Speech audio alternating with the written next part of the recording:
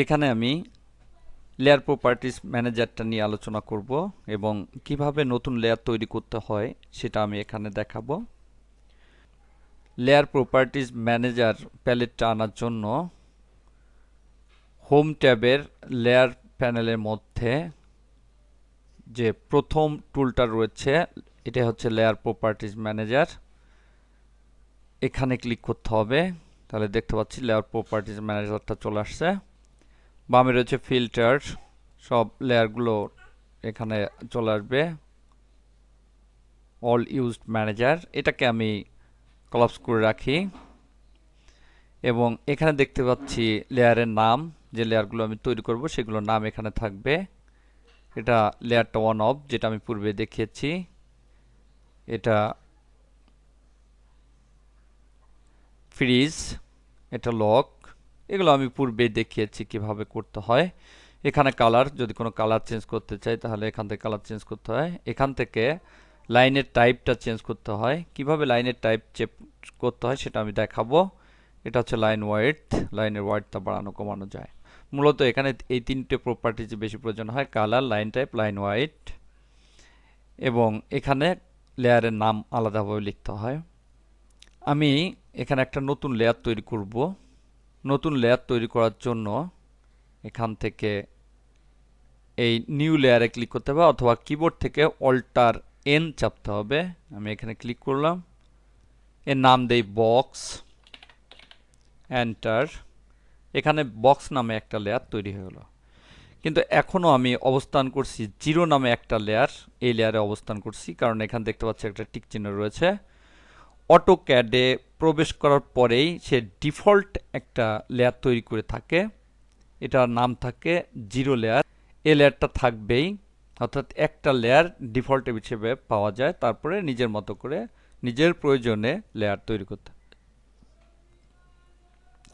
এখন আমি বক্স লেয়ারটা তৈরি করলাম এবং এটাকে আমি কারেন্ট লেয়ার করতে চাই, অর্থাৎ যে কাজ আমি করব সবই কারেন্ট লেয়ারে চলে আসবে। তাহলে এটাকে কারেন্ট লেয়ার করতে হবে, এখানে ক্লিক করে এই টিক চিহ্নতে ক্লিক করতে হবে, তাহলে এখন এটা কারেন্ট লেয়ার হয়ে গেল। এবার এটাকে আমি এখানে ক্লিক করে ক্লোজ করে রাখি। আমি কারেন্ট লেয়ারে আছি, দেখতে পাচ্ছি এই লেয়ারে আমি একটা বক্স তৈরি করব। তো রেক্ট্যাঙ্গলের মাধ্যমে বক্স তৈরি করব। আমি কমান্ড উইন্ডোতে লিখে দিই রেক্ট, RECT, এন্টার। ফার্স্ট পয়েন্টটা চয়েস করি এবং আমি ডাইমেনশনের মাধ্যমে তৈরি করব। রাইট ক্লিক, ডাইমেনশনস, এখানে লেন্থ দেই 5 ইঞ্চি, এন্টার, এবং ওয়াইড দেই 5 ইঞ্চি। এবার অপর কর্নারে ক্লিক করি, তাহলে একটা রেক্ট্যাঙ্গেল তৈরি হয়ে গেল। এটাকে প্যান করে এখানে নিয়ে আসি। এখানে কালারটাকে আমি চেঞ্জ করতে চাই, তাহলে এখানে লেয়ার প্রপার্টিজ ম্যানেজার যাই, এখান থেকে বক্স লেয়ারে এখানে কালারে ক্লিক করে এর কালার করে দিই রেড।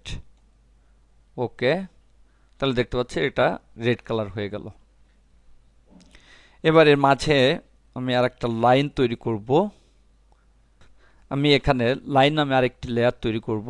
লাইন নামে একটা লেয়ার তৈরি করার জন্য এখানে লেয়ার প্রপার্টিজে যাই, এখান থেকে নিউ লেয়ার, নাম দেই লাইন,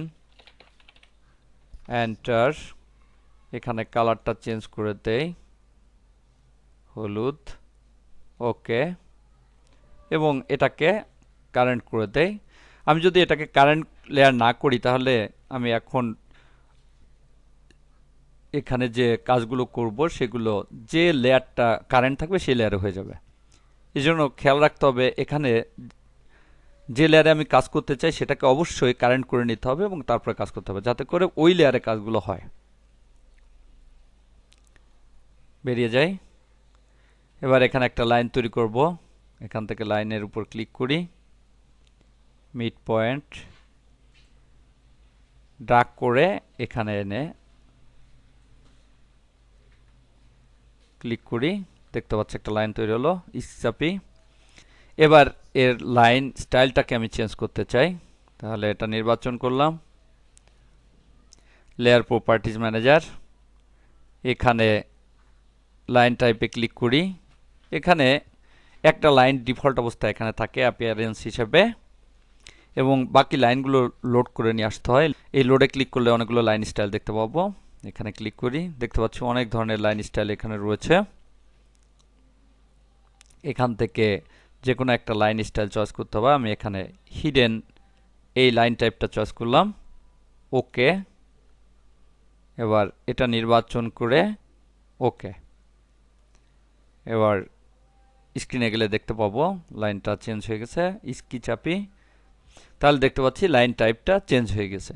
এভাবে কোনো লেয়ার তৈরি করার পরে সেই লেয়ারে কোনো কিছু ড্রয়িং করে সেখান থেকে colour, line type, line weight এগুলো চেঞ্জ করা যাবে।